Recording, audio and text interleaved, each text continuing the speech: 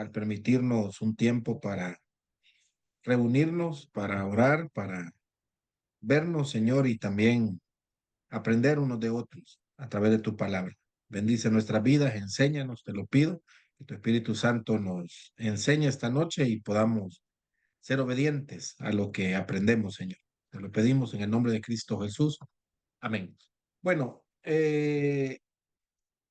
Santiago es una carta bonita en el sentido de hay aflicción, hay persecución, hay problemas, ¿verdad? Evidentemente, pero al final de este estudio que nos vamos a tardar dos módulos, diría yo, al final de todo esto, la intención es que nosotros podamos tomar decisiones, ¿verdad? Cuando estemos en dificultad, cuando estemos en problemas, qué hacer, ¿verdad? Cómo actuar o qué vamos nosotros cómo vamos a vivir esas dificultades, ¿verdad? Podría la dificultad destruirme, ¿verdad? Podría la dificultad ah, llevarme a un punto donde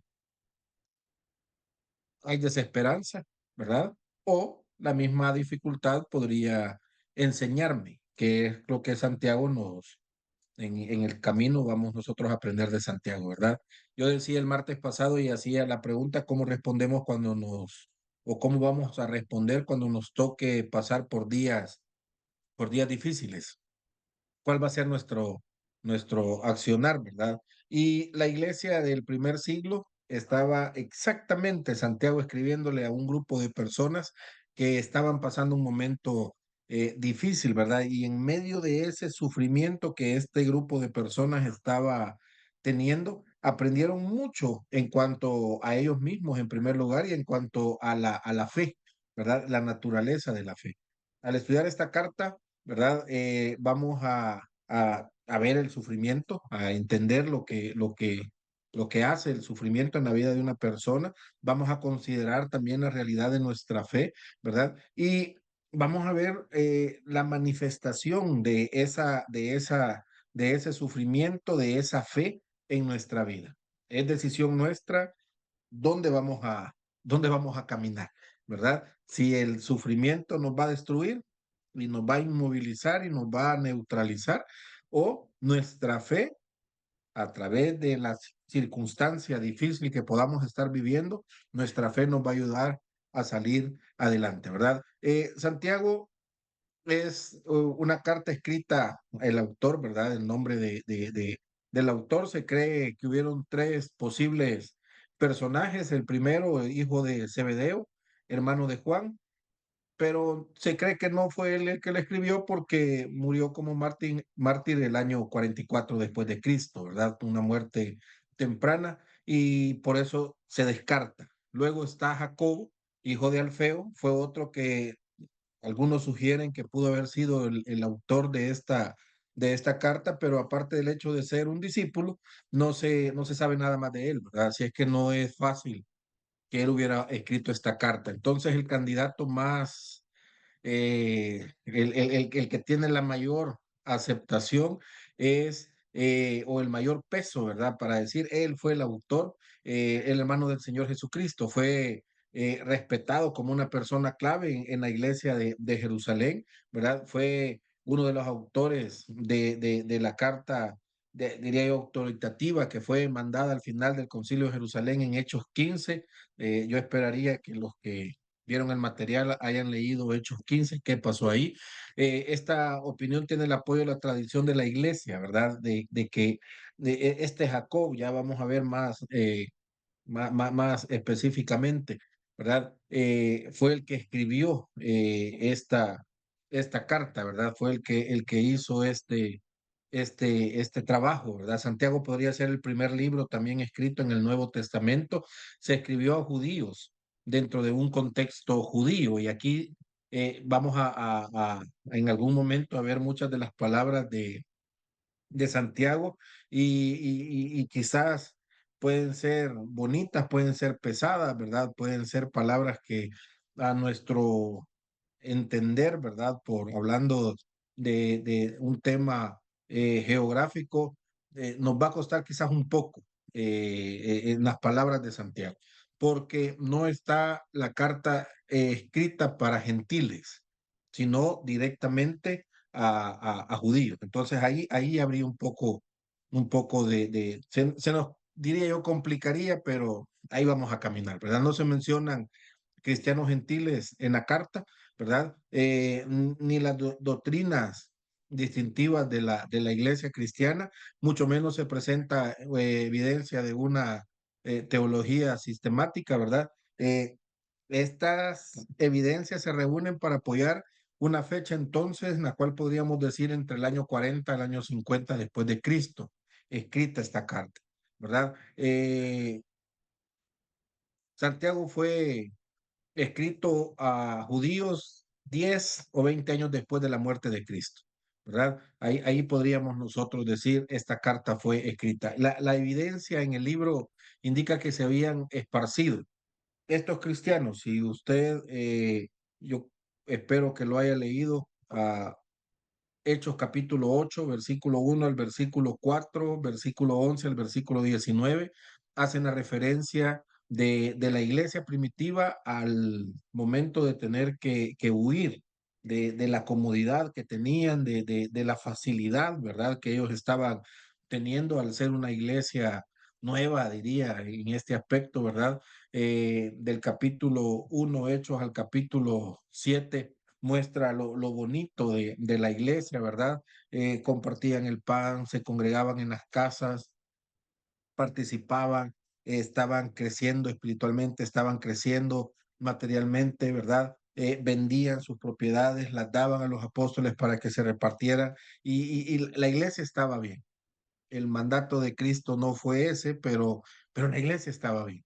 Luego, capítulo 8 hace la referencia de viene la persecución. Ahí entonces las escrituras para este grupo de personas son nada más el Antiguo Testamento. Ellos solo tienen referencia bíblica del Antiguo Testamento, tal vez algunos informes escritos acerca de la vida de Cristo, porque todavía no se habían redactado cartas, ¿verdad?, del Nuevo Testamento. Gente completamente enfocada en escritos del Antiguo Testamento. Pero estos creyentes ahora están sufriendo una persecución severa, ¿verdad? Si usted leyó el capítulo 8, dice, Saulo se levantó contra todos los cristianos en Jerusalén y decidió llevarlos a las cárceles, ¿verdad? Y pidió cartas para ir todavía a otras ciudades a traerlos y exponerlos, ¿verdad? Por haberse apartado del judaísmo. Han sido expulsados de las sinagogas. Solo estoy explicando la situación en la que esta gente está, ¿verdad? Una vida de armonía total, una vida feliz, diría yo, ¿verdad? Recientemente Cristo ha hablado a muchas de estas personas, han escuchado mucho de lo que Cristo enseñó, ¿verdad? Ahora los apóstoles están enseñando, están viendo muchas de las cosas que los apóstoles están haciendo a través del Espíritu Santo. Es increíble, ¿verdad? Es increíble, un avivamiento, diría yo, en el cual el crecimiento de la iglesia se estaba haciendo bien exponencial. Pero llega este momento donde toda esta gente ahora está sufriendo persecución. Están siendo expulsados de sus lugares donde se reunían, ¿verdad? Han sido separados de sus propias familias por causa de Cristo. Muchos han perdido sus trabajos y quienes han tenido sus propios negocios también han perdido sus negocios, han sido boicoteados. Tal persecución produce en este grupo de personas, y vamos a entender Santiago por qué lo escribe, ¿verdad? Hay un interés egoísta en la defensa de sí mismo, ¿verdad? Yo no confío en nadie. Yo no puedo fiarme, ¿verdad? De alguien que está a la par mía, que alguien dice que va a orar por mí, vea, o que venga hermano, hoy por hoy, le invito a la iglesia para que no creo, no puede ser que la gente sea buena, ¿verdad? Con toda la experiencia que estos judíos estaban viviendo. Así que ellos se dedican a protegerse, ¿verdad? Y no se ayudan unos a otros. Esa es la realidad que este grupo de cristianos está pasando.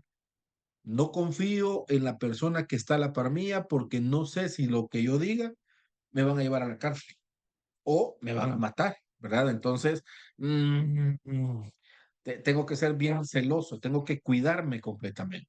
Jacobo, siendo un pastor de la iglesia en Jerusalén, entonces sintió esa responsabilidad pastoral para con este grupo de personas, ¿verdad? Para cuidar la iglesia.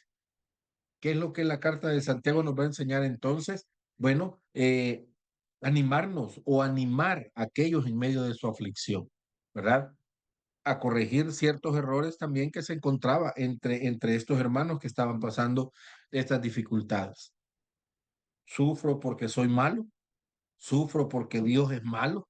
¿Verdad? Son preguntas que de repente podemos en el sufrimiento nosotros hacérnoslas, ¿verdad? Y Santiago se preocupa, o Jacobo se preocupa por enseñarles cómo vivir en un tiempo de desánimo y aflicción. Son tres cosas que vamos a ver en esta carta a Santiago. Cómo animarnos o animar a otros en medio de la aflicción, ¿verdad? ¿Qué errores muchas veces se cometen cuando estamos en una aflicción, cuando alguien está pasando una aflicción? ¿Qué errores son los que se cometen? Y lo otro que no nos está diciendo Santiago, que no vamos a tener sufrimiento, sino más bien Santiago dice, hay que aprender a vivir en los momentos difíciles, en los momentos de desánimo. Para lograr el propósito que Santiago entonces ha establecido, eh, él nos llama a tener una confianza en Dios frente a este momento difícil, ¿verdad? La fe va a jugar un papel importante. Ahora, yo creo en Cristo, pero no le conozco.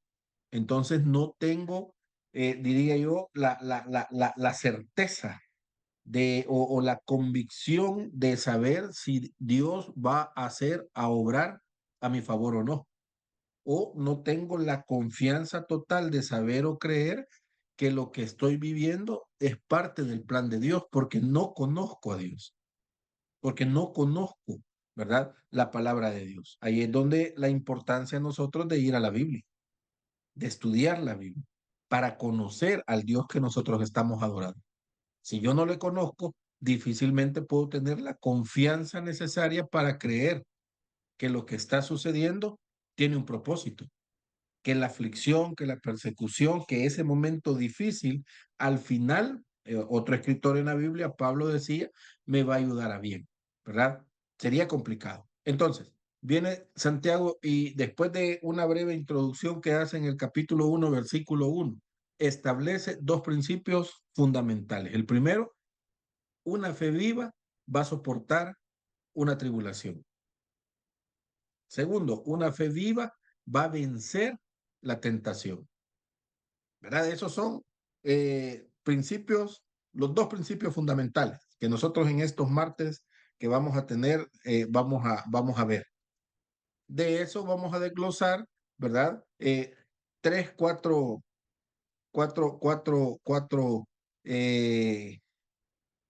puntos más. La fe viva no hace excepción de personas. La fe viva produce obras. La fe viva controla el lenguaje. Hasta aquí nosotros vamos a ver en estos 6 martes. Y los próximos 6 martes, en el segundo módulo, la fe viva produce paz. ¿Verdad?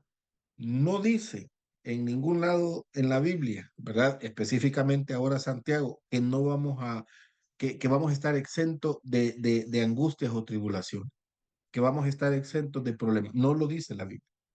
Van a estar los problemas, van a estar las aflicciones, van a estar las angustias, van a estar los problemas, van a estar las enfermedades. Aquí la pregunta entonces es, ¿hay paz en medio de estas circunstancias? Nuestra fe produce paz en medio de la circunstancia en la que nos encontramos. Y al final el libro nos va a concluir en algunas cuantas exhortaciones, ¿verdad? Que Santiago que Santiago nos va a dar.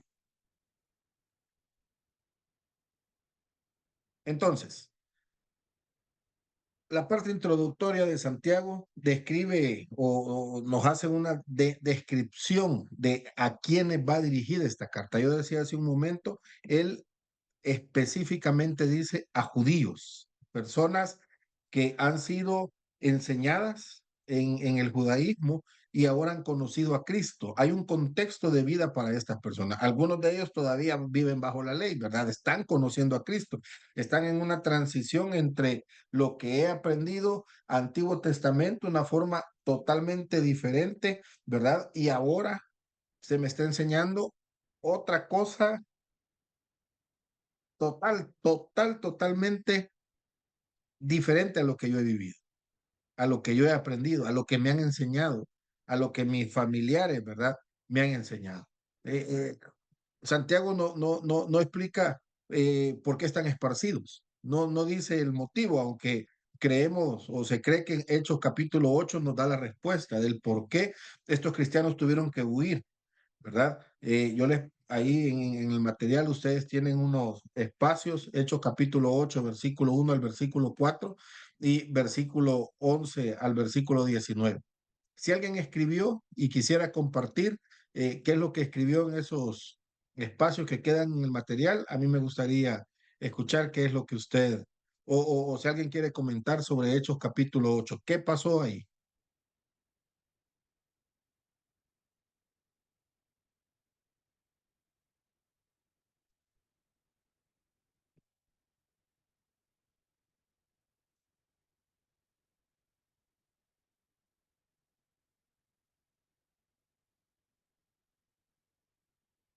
Bueno, entonces, me van a tener que creer, ¿verdad? Fue esparcida la iglesia, fue perseguida. Cada una de las personas que estaba creyendo en Cristo tenían que salir de donde estaban, porque había una persona que había decidido ir y perseguir a cada persona, valga la redundancia, que depositara su fe en Cristo. ¿Verdad? Sería natural que Jacob, siendo el pastor de este grupo de personas, estuviera preocupado por ello, ¿verdad? Y sintiera esa preocupación. El capítulo 1, Santiago establece esos dos principios que yo mencionaba hace un momento, ¿verdad? Una fe viva va a soportar la tribulación. Una fe viva va a vencer la tentación. En- Esa es la base. De ahí se va a desglosar todo lo que mencionaba hace un momento. Jacob le enseña 7 factores o 7 principios en este capítulo, ¿verdad? Hasta el versículo 12 a sus lectores. Hay principio tras principio en la secuencia que Santiago está diciendo, ¿verdad? Si nos vamos al Antiguo Testamento, Job discute el porqué de las aflicciones, ¿verdad? A lo mejor usted ha leído el libro de Jacob, de Job, perdón. Él discute sobre esto. ¿Por qué? ¿Por qué la aflicción? Santiago no se preocupa por el por qué, ¿verdad? Sino que nos quiere enseñar cómo debemos de vivir en medio de ese porqué, ¿verdad? O de esas aflicciones.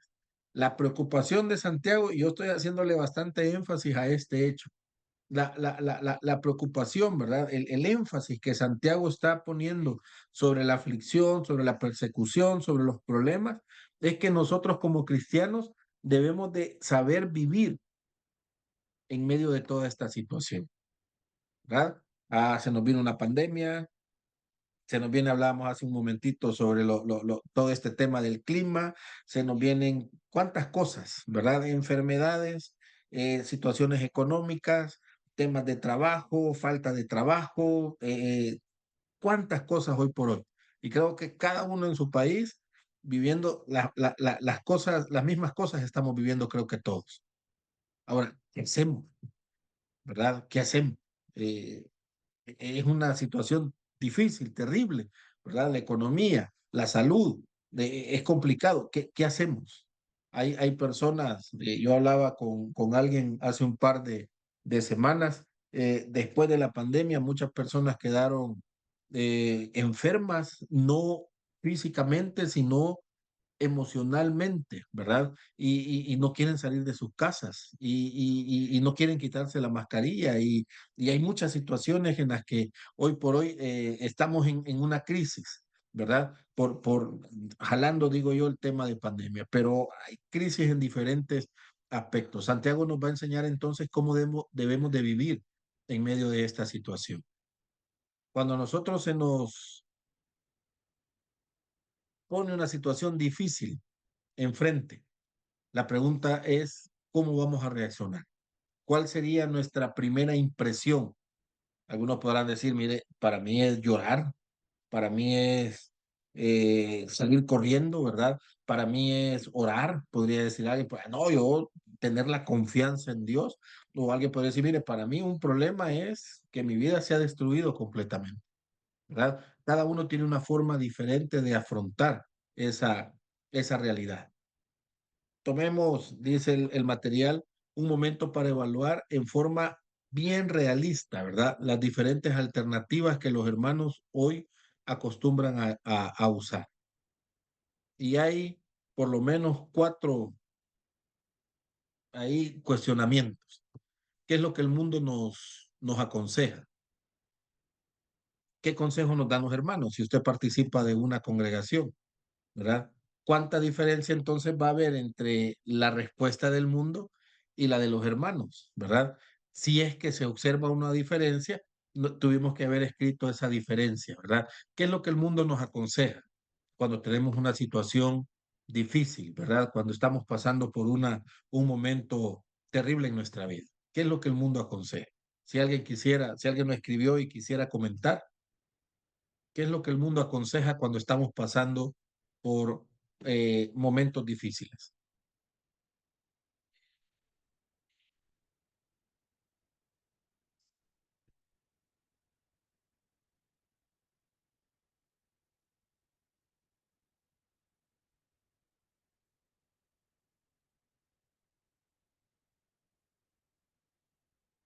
¿Alguien que quiera participar?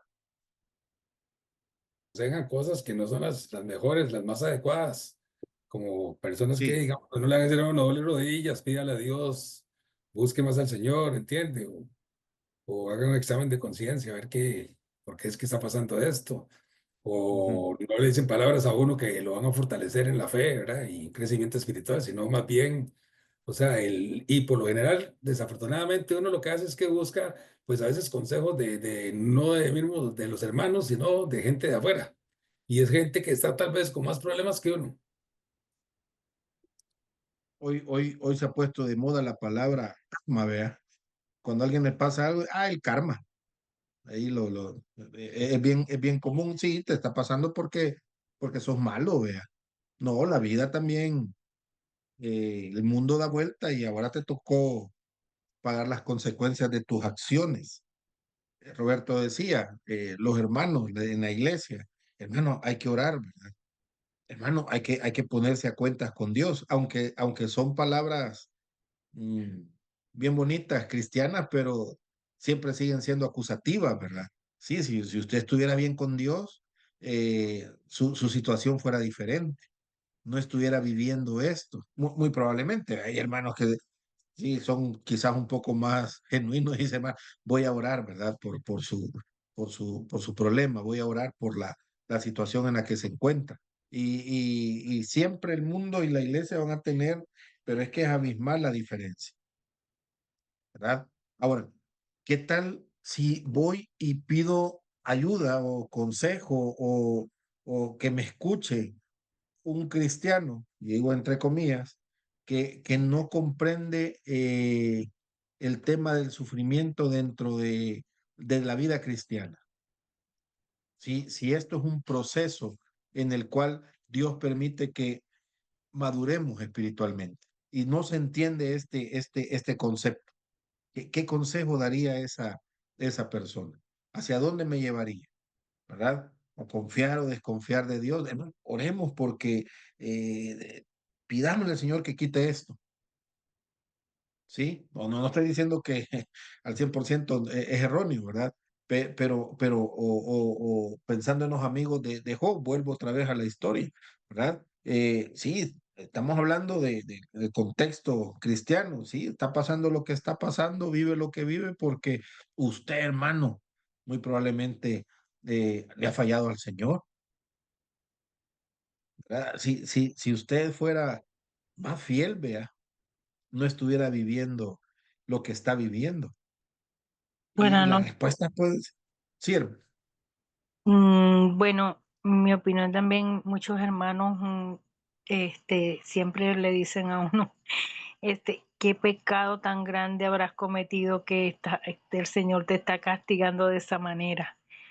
Sí, sí, Dios te está castigando, ¿verdad? Santiago nos va a enseñar un principio bien importante. Dios no puede tentar a nadie, ¿verdad? Pero va a permitir que sucedan situaciones en nuestra vida y la pregunta es, yo decía, Santiago no va por el por qué, sino cómo caminar sobre esto, ¿verdad?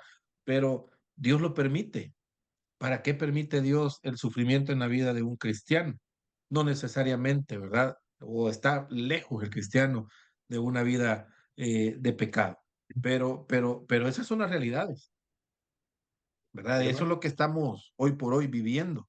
Ahora, ¿cuál sería nuestra reacción, verdad? Con respecto a estas preguntas, a estos cuestionamientos que nos hacen.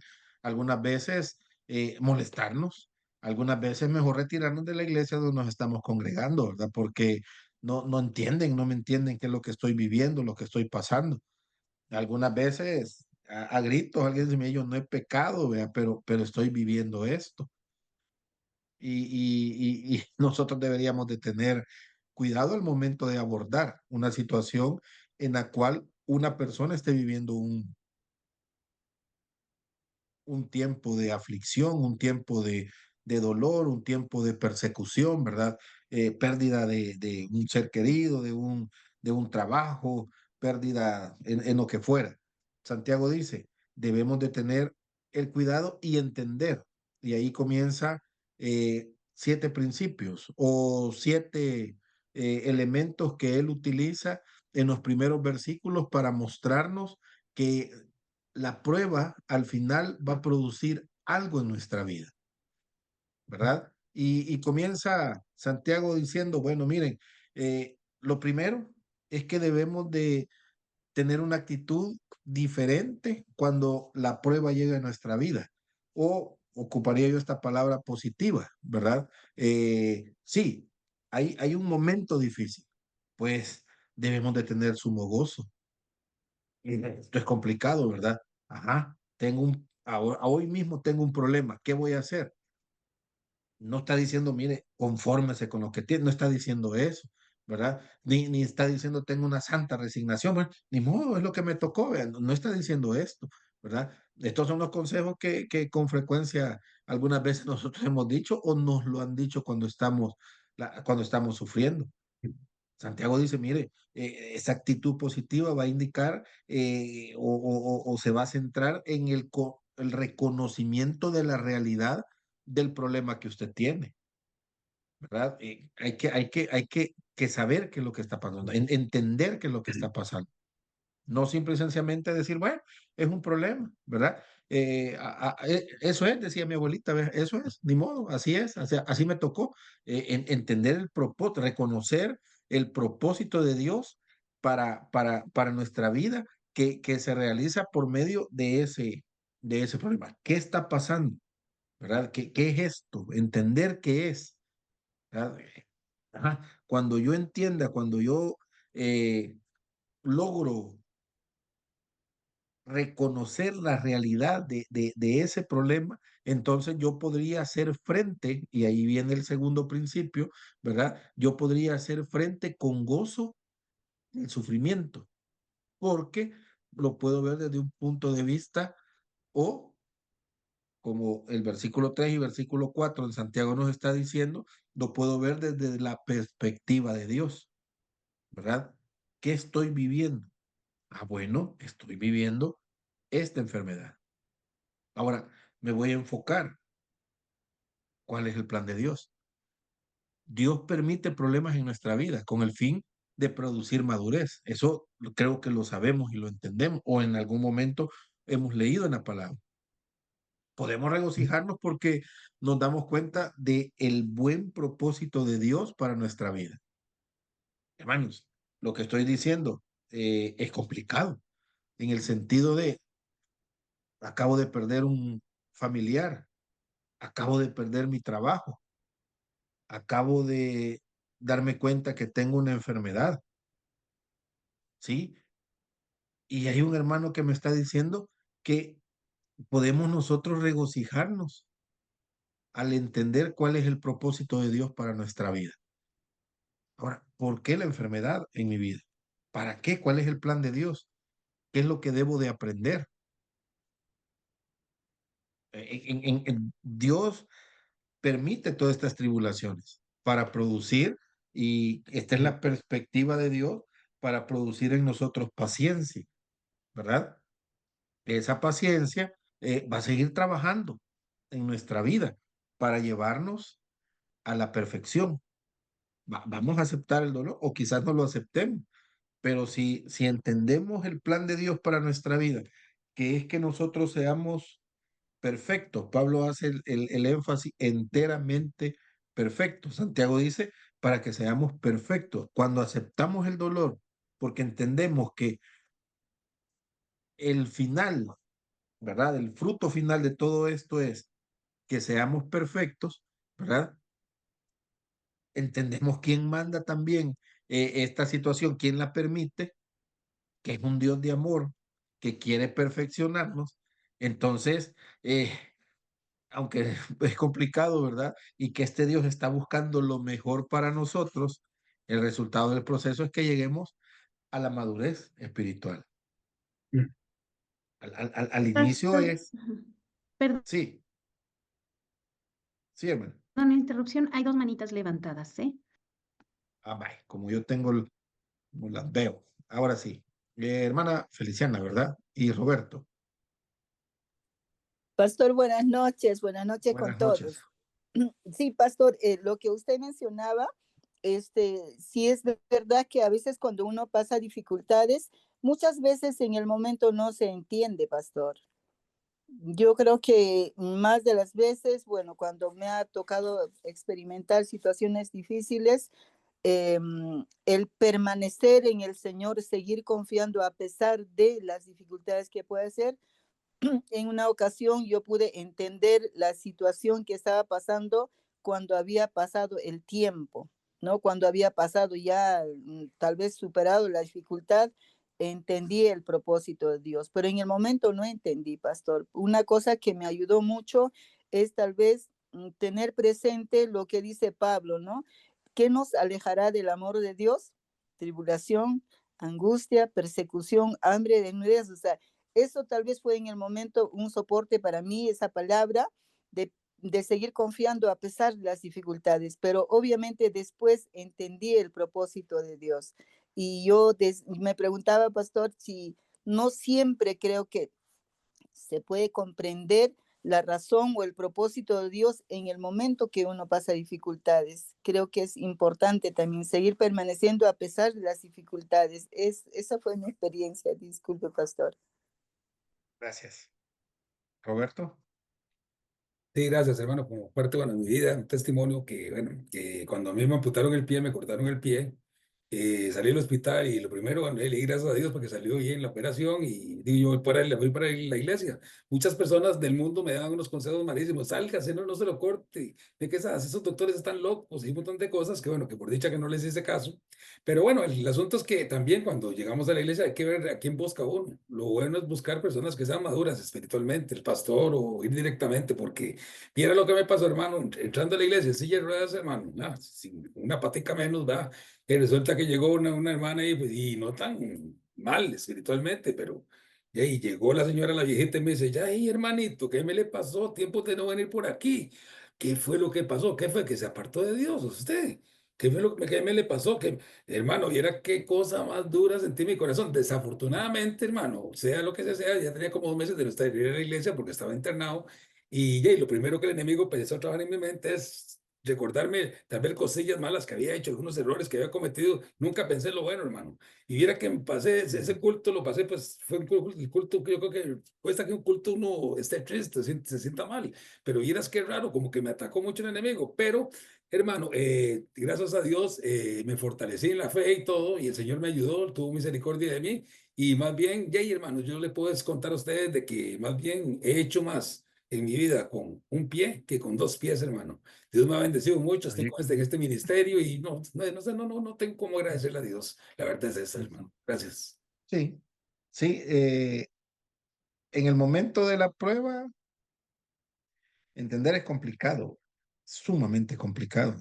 Que tener una respuesta es imposible. En mi caso, diría yo, un testimonio, o por dónde empiezo. Ah, Estábamos con mi esposa sirviendo en una iglesia, pastoreando, y un año de casados, y quedó embarazada, íbamos a tener un hijo, nuestro primer hijo, ¿verdad? Y eso es fabulosísimo. Lo que no es fabuloso es cuando se va al doctor y le dicen a uno, mire, ya su bebé se murió, ya no hay, ya el corazón ya no está latiendo, ¿verdad? Y ni modo, pues, ¿verdad? Empieza, como Roberto decía, la mente, ¿verdad? Bueno, se le está sirviendo a Dios y Dios con lo que paga y qué pasó aquí muchas dudas, preguntas y es complicado y en el ambiente nadie lo dice, pero es como, ay hermano, algo está pagando, vea. Y uno se queda como, ¿qué pasó aquí? Pero con los días apareció en la iglesia una pareja recién convertido y embarazada la esposa del hermano y todo. Y a los días, la misma historia que nosotros, ¿verdad? El hijo había fallecido, ¿no? eh, Embarazos utópicos se llama, creo yo. Y ahí fue cuando, les digo a los días, quizás unos 2 meses, 3 meses, y en ese momento yo recordé y dije, Señor, perdóneme, ¿verdad? Y te doy las gracias porque usted va a decir, hermano, usted está loco, vea, pero nos estaba preparando Dios para consolar a esa pareja. Yo no me acuerdo haber dicho nada, pero sí entendí el dolor de ese hombre, ¿verdad? Mi esposa entendía el dolor de esa mujer y estuvimos ahí y solo llegar, y por eso le digo, quizá usted va a decir, está loco, hermano, solo llegar y decirle a la persona, entiendo lo que está viviendo, para muchos eso es reconfortante, ¿verdad? Porque hay alguien que lo entiende, hay alguien que no va a juzgar, que no va a señalar, que simple y sencillamente se va a sentar y le va a decir, hemos vivido lo mismo, ¿verdad? O estamos viviendo lo mismo. Y entonces esa pareja recién convertido, creo yo, empezaron a observar nuestro actuar y, y confiaron en el Señor, creo yo, porque nos vieron a nosotros confiar, ¿verdad? Éramos los viejos, entre comillas, espirituales y, y fue hasta el día de ahora yo digo, bueno, Señor, gracias, ¿verdad? Por ese momento, porque nos estaba perfeccionando a través de la aflicción y nos estaba capacitando Dios para poder ayudar a alguien en su momento difícil, recién convertidos, quizás no iban a entender qué había pasado, estaban comenzando a ir a la iglesia, estaban comenzando a conocer a Dios y cómo es que este Dios les quitó a su bebé y ahí estábamos nosotros, ¿verdad? Con años en la iglesia, sirviéndole, diciéndole, esto pasa y Dios tiene un plan, ¿verdad? Y hay que esperar ver el plan de Dios. Entonces, la perspectiva divina, nosotros debemos de ver la prueba, la prueba va a producir en nosotros paciencia, dice Santiago, y la paciencia nos va a perfeccionar. El versículo 4, Santiago explica esto de la paciencia.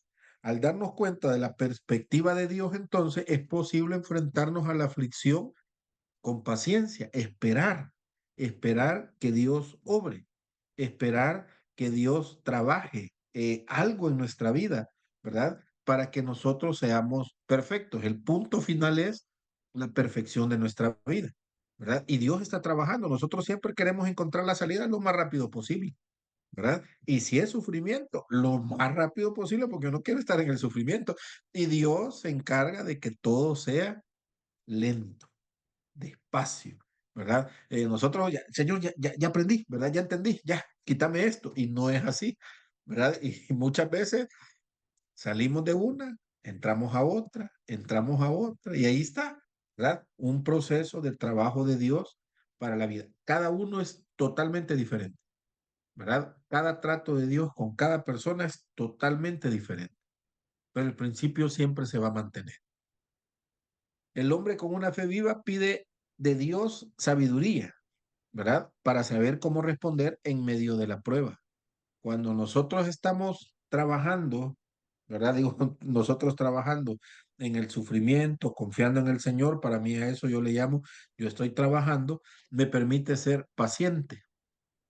En esa paciencia, entonces, yo voy a pedir sabiduría a Dios, ¿verdad? Aunque entendemos el principio de la perspectiva divina, sí entiendo lo que está pasando, lo que está sucediendo, Dios tiene un control, a veces nos cuesta entender por qué nos pasa.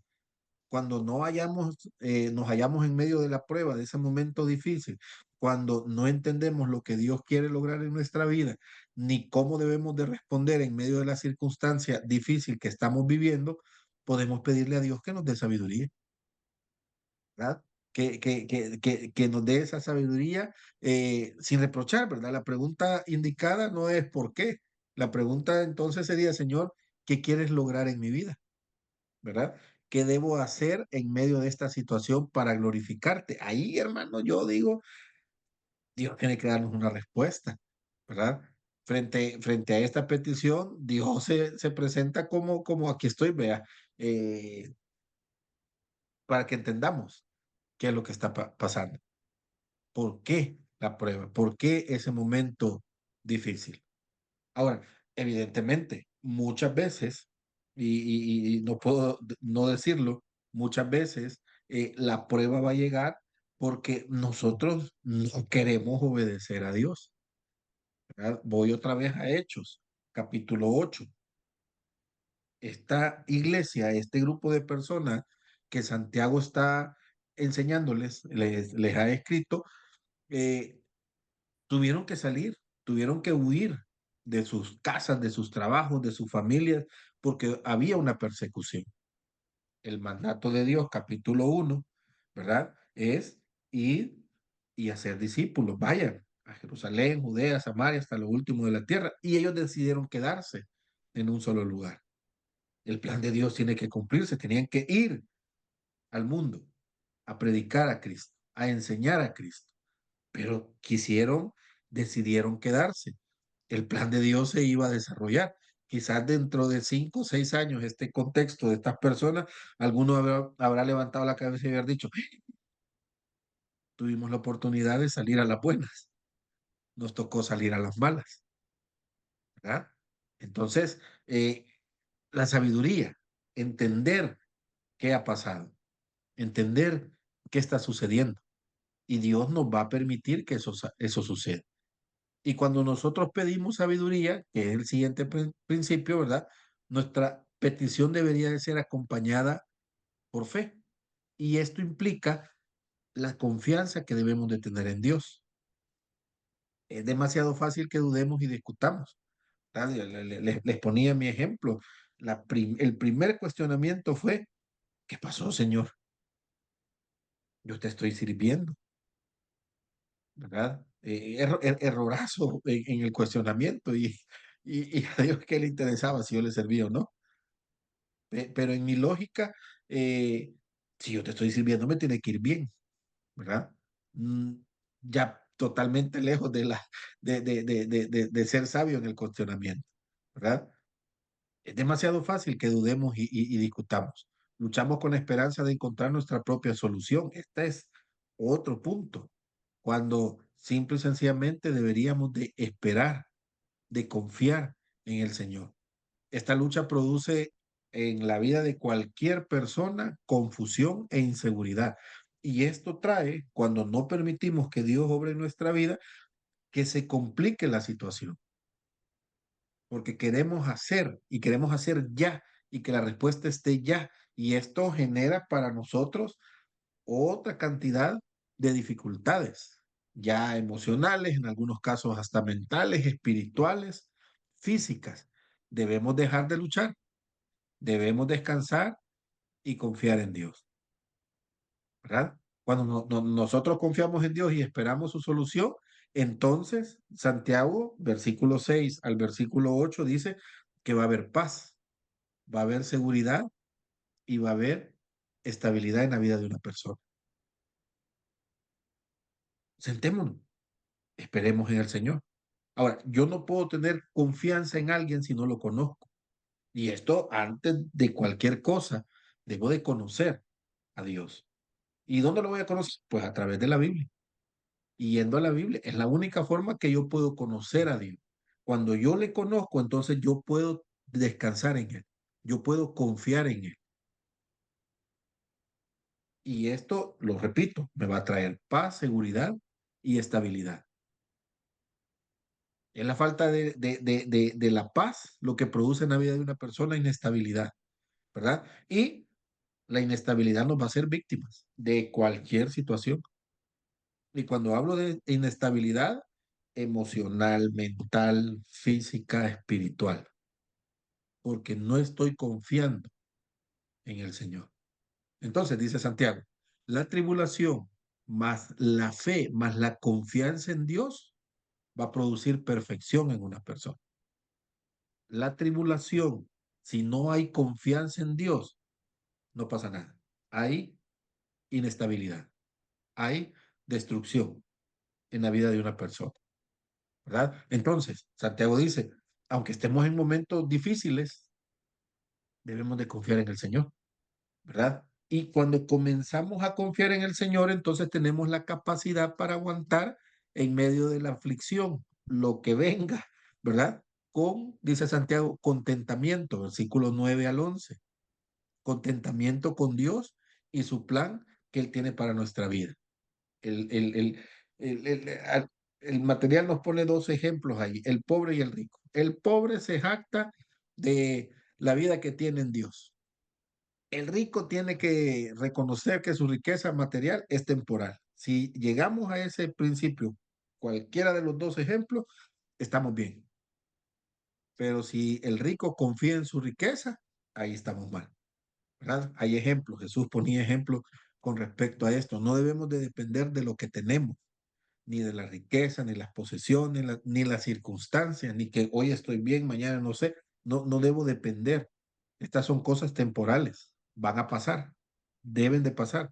Nuestro gozo, sí, gozo, porque aunque estemos en tribulación, va a haber gozo, ¿verdad? Debe depender de nuestra relación que tenemos con Dios. Hermano, debo de comenzar a trabajar el terreno en mi vida de la relación con Dios.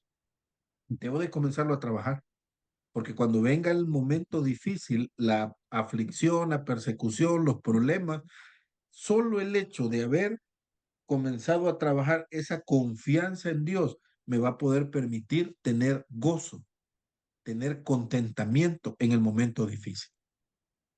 Si no, pues voy a estar en aflicción sin entender qué pasa, y todo el cuestionamiento que me pueda hacer, lo que las personas van a decir, no cristianos y cristianos, que van a decir de mí. Pero si yo comienzo a trabajar, y quizás para algunos es buen momento ya comenzar a trabajar en conocer a Dios, otros quizás estarán en la aflicción o en la prueba, siéntese, siéntese, ya no haga más, siéntese y busque a Dios, conozca a Dios, ¿verdad? Porque Él quiere perfeccionarnos. Él quiere que nuestra vida sea diferente. Y al final, dice Santiago el versículo 12, ese hombre, la persona que a través de la aflicción, a través del problema, decidió confiar en Dios, puede pasar las pruebas porque comprende que también hay una promesa de parte de Dios, ¿verdad? No sé si ahorita en este trimestre hay una materia, un módulo que tiene que ver con esta recompensa, ¿verdad? La corona de vida, el vivir la vida eterna, ¿verdad? Si confiamos en el Señor, si esperamos en el Señor, Santiago dice, vale la pena vivir la vida eterna, ¿verdad? Hay un principio ahí, lo vamos a ver más adelante. Son 7 principios que nos ayudan a enfrentar las circunstancias difíciles. Santiago marca bien el camino para estos creyentes, estos nuevos creyentes que están viviendo un momento difícil. Debemos de aplicarlos si nosotros queremos, ¿verdad? La actitud positiva ante un problema, la perspectiva de Dios con paciencia, el discernimiento, la confianza en Dios, el gozo a través de esa circunstancia. Y al final, Santiago dice, bueno, Dios promete una recompensa. No es fácil estar en un momento de angustia, estar en un problema, estar en aflicción, no es fácil. Y todavía decir, voy a confiar en Dios, no es fácil, no es fácil, es difícil, es para algunos quizás imposible, pero es algo que si lo practicamos en su momento, vamos a tener el hábito, ¿verdad? De confiar en el Señor. Y aunque vengan momentos difíciles, vamos a sentarnos y vamos a decir, voy a confiar en el Señor, ¿verdad? Pero hay que comenzar. Y como digo, es difícil, pero la única forma de salir, ¿verdad? De la situación complicada es confiando en el Señor. Digo salir en el sentido de o llego a su presencia o tengo una oportunidad más para entrar a otra prueba, ¿verdad? Dios las va a permitir. Porque como Santiago nos explicaba en este capítulo, Dios quiere perfeccionar, quiere que nuestra vida sea perfecta. Y eso va de prueba en prueba. Llego hasta aquí, hermanos. No sé si hay comentarios, preguntas. Sí, hermano. Sí, Roberto. Sí, gracias, mi amable, para aportar algo, hermano. Sí, bueno, yo considero, hermano, que si somos cristianos y amamos a Dios, en los problemas deberíamos de acordarnos de un versículo, hermano, de Romanos 8:28, donde dice que, y sabemos que los que aman a Dios, todas las cosas le ayudan a bien. Esto es a los que conforme a su propósito son llamados. O sea, dice que todas las cosas le ayudan a bien, sean malas o lo que se le venga a uno, todo es para bien, porque Dios siempre lo va a ayudar a uno. También considero, hermano, también que para un cristiano, los problemas deben de ser vistos como bendiciones disfrazadas, decía un hermano. Son bendiciones que más bien son bendiciones. Los problemas son bendiciones que le van a traer a uno algo bueno. O sea, entonces los problemas son bendiciones disfrazadas, en otras palabras. Amén. Sí, sí. Gracias, Roberto.